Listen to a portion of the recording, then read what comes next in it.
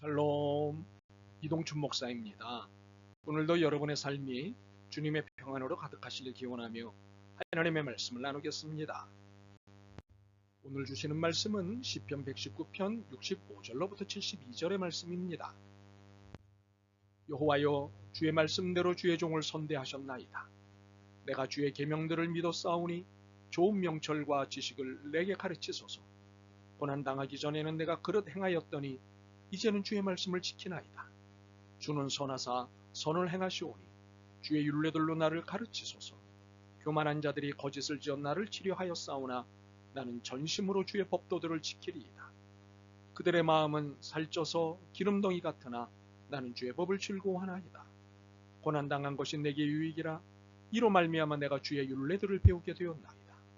주의 입의 법이 내게는 천천 금은보다 좋으니이다. 아멘. 시편 119편 65절로부터 72절 말씀을 본문으로 고난에 대처하는 신앙인의 방식이라는 제목으로 말씀을 나누도록 하겠습니다.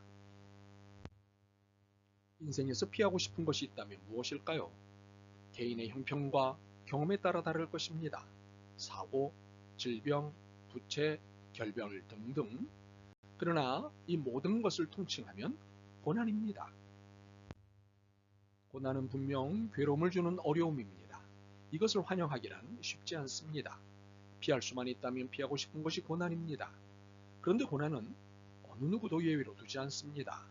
인류의 역사가 시작된 이래 고난에서 예외인 사람은 단 한 사람도 없습니다.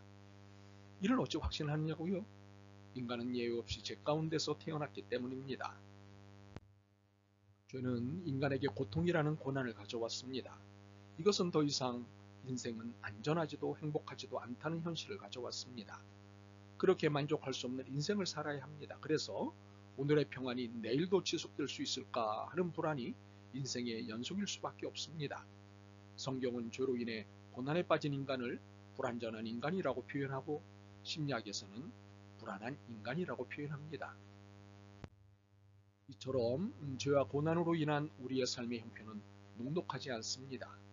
그러나 이 녹록하지 않은 형편을 멋지게 반전시킨 사람이 있었는데 시편 119편 기자였습니다.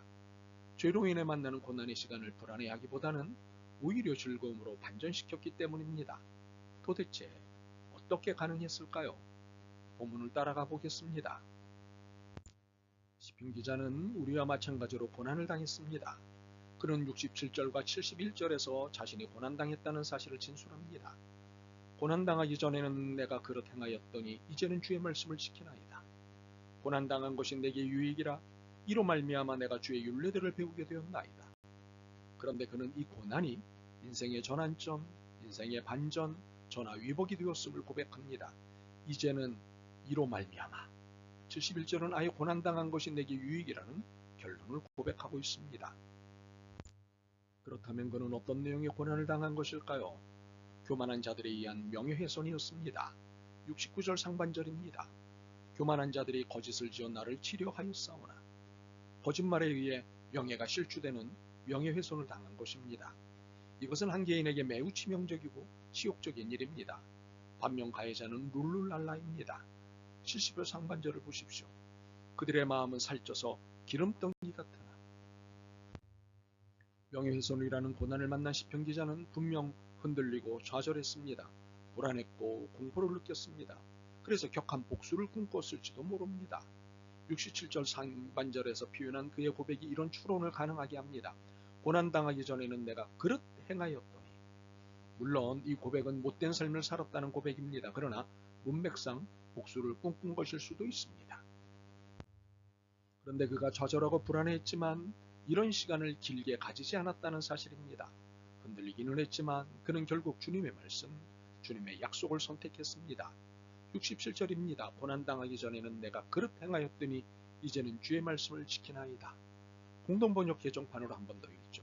죄받아 고생하기까지는 빗나갔사오나 이제는 당신 약속 그대로 지키리이다. 이때 그는 놀라운 것을 경험하게 되었습니다. 65절입니다. 여호와의 주의 말씀대로 주의 종을 선대하셨나이다. 새 번역으로 읽죠. 주님께서 약속하신 대로 주님께서는 주님의 종인 나를 잘 대해 주셨습니다. 참으로 고난이 은혜가 된 것입니다.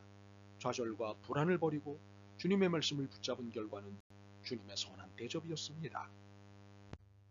그러므로 그가 격한 기쁨으로 71절을 고백한 것 아니겠습니까? 고난당한 것이 내게 유익이라. 그리고는 이어 고백하였습니다. 이로 말미암아 내가 주의 율례들을 배우게 되었나이다.